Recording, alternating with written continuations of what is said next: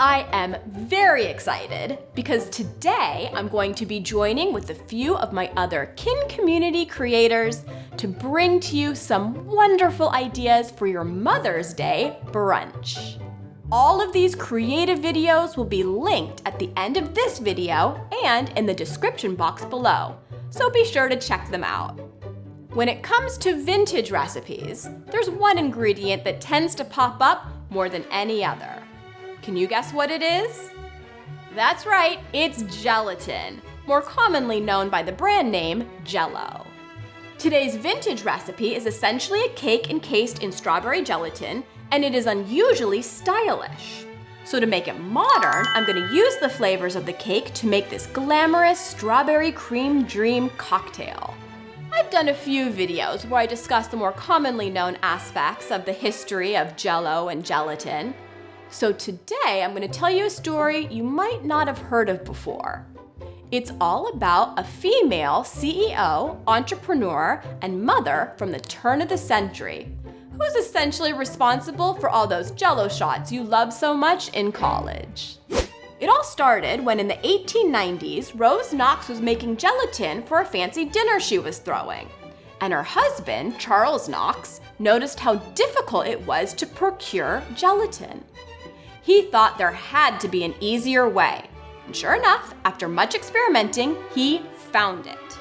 In 1896, they started the Knox Gelatin Company, and it quickly became one of the largest gelatin manufacturers in the world.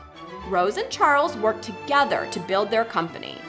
Charles hired salesmen to spread the word about how to use gelatin, and Rose wrote recipes utilizing this new ingredient. These recipes were printed into booklets that were distributed at grocery stores, further marketing their product. After Charles died in 1908, instead of selling the company, Rose took the reins and became the CEO. The first thing she did was shut the women-only back doors and announce that both men and women were to come through the front doors. Rose was one of the first to give her workers a 5-day work week and 2 weeks paid vacation. She also managed to get through the Great Depression without having to lay off a single worker. Rose was president of Knox Gelatin until 1947, when her son took over and she became chairwoman of the board. Wasn't she amazing? And without her, I wouldn't have been able to make this beautiful strawberry jeweled cake. Begin by baking 2 8-inch sponge cake layers. Let them cool, then cut the top to make sure it is flat. Carefully cut away the entire perimeter of the cake, 1 sliver at a time. Next, carefully slice 2 cups of strawberries. In the bottom of 2 8-inch cake pans, arrange the strawberry slices in an appealing pattern. Next, in a food processor, combine 6 cups of chopped strawberries with 1 cup of sugar. In a bowl, sprinkle 3 envelopes of gelatin into 3/4 cup cold water. Stir over boiling water until completely dissolved. Add the strawberries to the gelatin along with a few drops of red food coloring and stir to combine. Carefully spoon some of the strawberry mixture over the sliced strawberries, making sure not to disturb the pattern. Pour the rest of the strawberry gelatin mixture into a shallow bowl or pie pan and place everything in the fridge for 20 minutes. Once the 20 minutes is up, carefully place the sponge cakes on top of the strawberries on the bottom of each cake pan. Then spoon the rest of the strawberry gelatin mixture around the edge of each cake. Refrigerate until set. To finish the cake, carefully unmold each layer onto a serving plate. Decide which one you like better and then spread a layer of whipped cream on the one you don't like.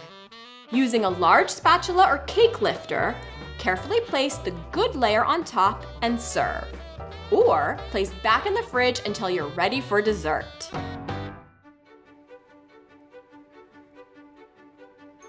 Perfection. I mean, who doesn't love a strawberry-covered sponge cake? Tastes exactly how you would expect it to taste. You've got the sweet cake, fluffy, little creaminess from the whipped cream, and then of course, the strawberries. Even though this cake is a vintage recipe, I feel like the presentation is timeless, and I would be proud to serve this to my guests. So to make it modern, I decided to use the flavors of the strawberries and cream and turn it into a delightful dessert cocktail. In a mason jar or a shaker filled with ice, pour in 2 ounces strawberry syrup, 1 ounce strawberry vodka, 1 ounce whipped cream vodka, and 1 ounce of half and half. Shake until chilled and then pour into a glass. Garnish with a strawberry.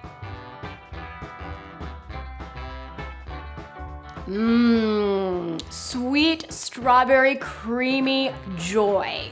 This is wonderful. It's got the sweetness from the strawberry syrup and of course the strawberry vodka, and then a little bit of creaminess from the whipped cream vodka and the half and half. Not sure which one I like better, this or the cake. Why not both? I'm calling this a strawberry cream dream because it perfectly reflects all of the flavors found in the vintage recipe.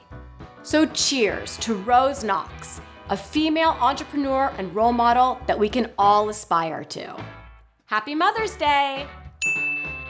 If you liked any of the home goods in today's video, you can find them at my online store, retrodepot.co.